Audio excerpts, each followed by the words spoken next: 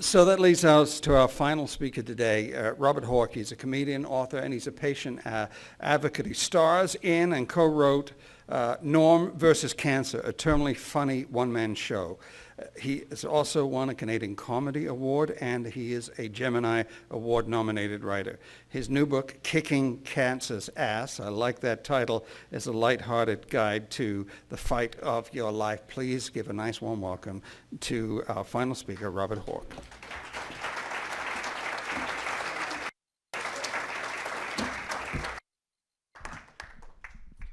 Hello.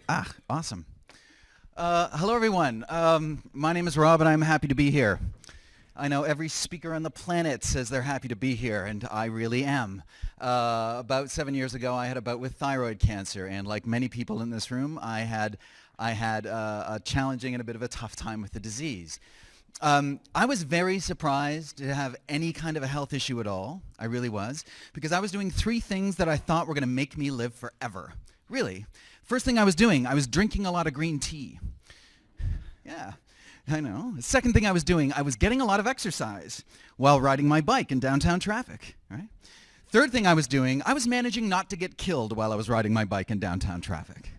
Again, a pretty good trick. Here's how I found out I had a health issue. I went to see my doctor. Now, my doctor's a good guy. We would joke around a lot, you know? And he was just giving me a regular physical exam one day. No big deal. He's doing this thing. He's feeling my glands, right? All of a sudden, he stops. And he says, "Rob, what the hell is that?" Now, apparently, I had a lump where I wasn't supposed to have a lump. He continued to examine me because he's a good physician, you know. And then about 10 minutes later, he looks at me again and he says, "Rob, I think you have a problem with your thyroid." To which I responded, "Feels fine to me." See, I had no idea what my thyroid was. I knew nothing about it. Yeah, just like I know nothing about my kidneys. Nothing. But I started to learn, and I started to learn pretty quickly. Now, he also mentioned that I had a very slight chance of having cancer. Now, this was weird. This was really weird to me, right? Because to me, in order to have cancer, you either had to smoke for 25 years or you had to live inside an asbestos mine, right? Now, since I'd only lived inside an asbestos mine for about 6 months, I figured I was in the clear, you know? Not the case. Hey, rent was really cheap, and I got a great deal on cable, right? Yeah, it was good. I was motivated.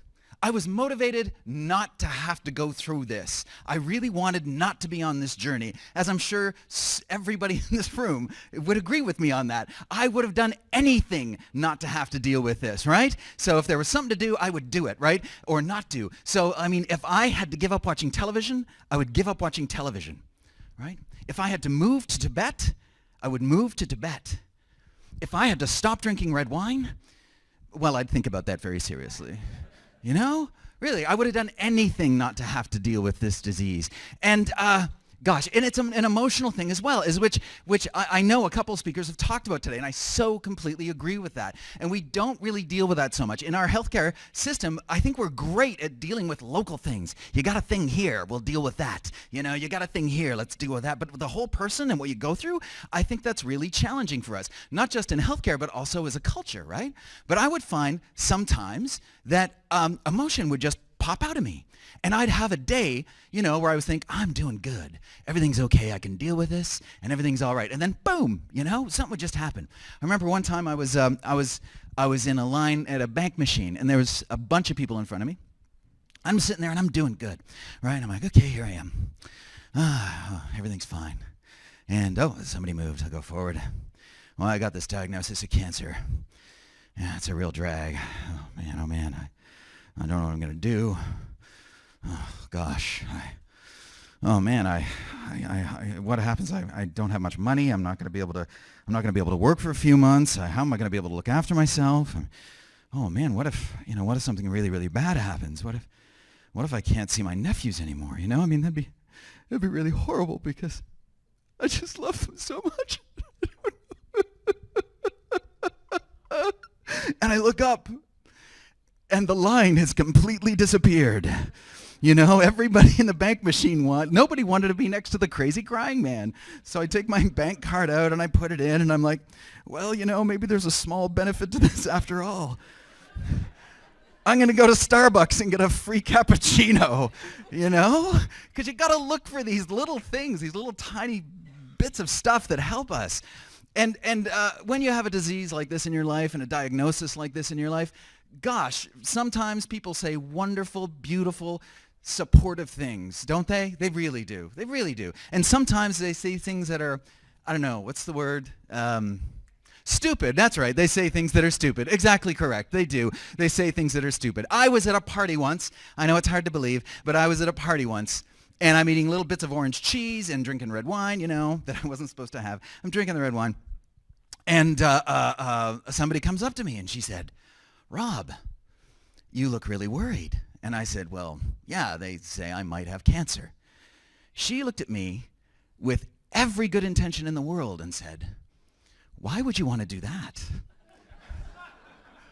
Like we sign up for this, do you know what I mean? Like we're at a menu, you know, we're at a restaurant and we look at the menu, you know, we order something we don't really want, and then the chicken salad arrives and they're like, "No, you got to eat the chicken salad, you ordered it." Like, that's not what we do, you know, come on. So sometimes I think in our society too, there's this whole thing about like kind of blame at folks who get affected by this disease, like we're responsible for every single bit of it, and I don't buy that. And again, that's something we don't really talk about, you know?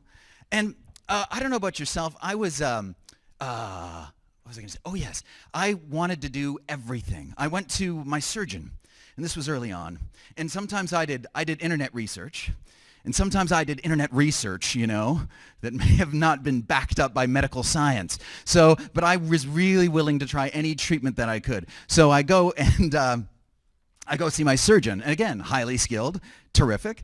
And I go to him and I say, "All right, so what's going to be my course of treatment?" And he says, "Well, Rob, in your specific case, you're going to get surgery." And I'm like, "Okay. And, well, if need be, then you'll get radiation." "Is that all?" "Well, yeah, that's all. I think that's going to be all you need for your particular case." I'm like, "Well, can't we do anything else?" "Well, no, not really. I mean, what did you have in mind?" I'm like, "Well, we could slaughter a goat." You want to slaughter a goat?" "Yeah, I want to slaughter a goat. I read on the internet that somebody did this in Zimbabwe, and it made their cancer go away. So come on, doc, let's go. Work with me here. In fact, I got a goat in the waiting room. Okay, I'm going to grab him. Okay, come on, we'll take care of it right now." Meh, meh, meh, you know? Because I would have done anything at all. It's funny because there are so many cancer survivors and also caregivers in this audience. And as well as being somebody affected by cancer, I also was a caregiver for someone. And it happened right after I was sick, which was really, really weird. But yeah, literally like a month after, I thought, "Oh, I'm done," which you never really are. But I thought, "Oh, I'm done." And then I got word. It was like, "Oh, she's going through cancer. All right, well, here we go." So it was really kind of a crazy cosmic 1-2 punch, you know, and it was tough, but I kind of thought, well, something good might come from this, maybe. So what I did is I wrote down everything that I learned about the experience and also about being a caregiver, and I added some humor to it, just 'cause that's what you want to do. And I came up with a book called Kicking Cancer's Ass, as Stephen mentioned. And I'd be thrilled to sign copies for you. If you like, I'll be standing over there somewhere. Yeah. I've been working a lot with folks going through cancer and also through folks in the helping professions and in healthcare. And sometimes I'm asked, is it appropriate to use humor in this way? Is it appropriate? Does it help us? Or is it just not? And I'm like, yes, it's appropriate. Can anybody tell me some of the medical benefits of laughter? Anybody? Just shout them out. Come on, we're all friends here. It's been a day. Makes you feel good. That's an awesome thing. Yes, laughter makes you feel good. Absolutely. Anything else? It is good exercise. It is absolutely good exercise. In fact, there is a study. There's always studies, but there was a study saying that big belly laughs, huge belly laughs, 6 minutes of that is actually equal to the cardiovascular exercise you get from being on a rowing machine, which is pretty cool, right? That's all right. Anybody heard of a magical little drug called serotonin? Yeah, serotonin. Okay. Serotonin is a naturally occurring drug in our bodies, and when there's more of it, we feel good. It's a chemical thing. We feel happier, right? And when we laugh, we naturally increase our levels of serotonin, like right away. Also, there's this crazy thing called dopamine, another drug that your body produces. And when we laugh, our level of dopamine increases, and we feel better as well. So there's all these wonderful, wonderful things. It lowers our blood pressure. You ever hear of cortisol? Yeah, see, cortisol, some folks know. I just learned about this a couple months ago. Cortisol is in our bloodstreams when we are in pain or when we are in discomfort, right? So when we laugh, our levels of cortisol are naturally brought down, which is pretty cool. So there's all these wonderful things that laughter does. Now here comes the really cool part, I think. Okay, whether we're laughing for real or whether we're faking it does not matter. Our bodies don't care. If we laugh for real and we fall on the floor because our friend's cutting us up and we laugh and we think it's wonderful, that's great. We get all the medical benefits. If we fake laughter, and it doesn't seem real to us, but we still do it, we also get all the wonderful medical benefits of laughter, which is pretty cool, right? Okay, so having said that, we're going to do a thing. And also in honor of Linda, because she's so cool, we're all going to stand up. Everybody please stand up. I know it's almost at the end of the day, but honestly, this is going to be fun, and you'll be able to look at people and giggle at them because they're going to look silly. First thing we're going to do, we're going to start out very, very simple. I'd love for people to stretch their arms up, please. Big breath in and let out a laugh. And just kind of go down. Beautiful. And stretch down. Up again, same thing. Big breath in and let it out. And again. Up and out. Come on. One more time because you're stars. Awesome. That's terrific. All right, now we're going to do some fake laughter. This is going to be fake laughter. We're going to laugh in a rhythm with each other. I'm going to start. Please join in and be loud, okay? Ready? Here we go. Ho, ho, ha, ha, ha. Come on. Ho, ho, ha. Louder. Ho, ho, ha, ha, ha. Marvelous. Ho, ho, ha, ha. More. Ho, ho, ha, ha, ha. Ho, ho, ha, ha. Awesome, everybody. That's great. Now we're going to do the last one. And I think you're tough enough to do this, okay? So everybody in this room, we are going to pretend that we are at a costume party. Everyone over here is dressed as a bunny. Everyone over here is dressed as a pirate. I might be dressed as a pirate bunny, you know? But we're not going to be nice about this. We are going to laugh at each other in a very, very cruel manner. Now, we're just pretending. It's going to be okay. A physician said to me once, you shouldn't do that. It's too much for people. And I'm like, no, it's not. People get it. They're smart. We're just pretending. But we are going to laugh at each other. We are in a very exaggerated manner. We are going to wag our fingers, and we're going to go, ha, ha, ho, ha, ha, hee, hee, like that. And be cruel. Be really, really mean. All right? So you got to commit to this, though. You got to commit really, really big. Are you ready? And it's only going to be for 35 seconds. I know you can do it. Here you go. 1, 2, 3. Come on. Go. Ha, ha, ha. More. Come on. Get in there. More, more, more. You get in there. Ha, ha, ha, ha. Oh, oh, get in there. Oh, ha, ha, ha, ha. More, more, more. Be more cruel. Come on. Awesome. Come on. Ha, ha, ha, ha, ha. Excellent. Give yourselves a round of applause, please. Wonderful. That's so terrific. That's so great. You people are awesome. Oh, okay. See, there you go. So coincidentally, you have also just done the first 3 exercises I do for the Hope Workshop. The Hope Workshop, what I do is I do it for people affected by cancer and their families as well. And it's a 3-hour workshop, and we get together and we start with comedy. We start with improv and we start with laughter exercises like that. And then we kind of go deeper, which is really cool because I was aware that after people laugh and hang out together, they're ready to share a lot more, right? Because you start to feel community. Because you folks feel a little differently right now, right? You know what that is? That's serotonin. That's dopamine. That's more oxygen in your bloodstream. That's a reduction of cortisol. You folks just did a very powerful intervention on your own bodies. You just influenced the chemistry of your own bodies in a very powerful way. And you didn't have to pay anybody to do it. You're in charge. It's beautiful, right? So with the Hope Workshop, I do that for like 40 minutes, and people are like ready to share, and it's really, really fun. And then I get to the question. After like a process, we do a whole series of exercises, and I get to the question that I really wanted to know. And it kind of scared me the first time I asked it. It actually really scared me the first time because I didn't know how people were going to respond, right? So I asked people after we do the whole thing, I say to them, what are any learnings or insights that you have had as a result of your journey with cancer? What are any learnings or insights have you had as a result of your journey with cancer? And I just let it hang there. And I didn't know what people were going to say.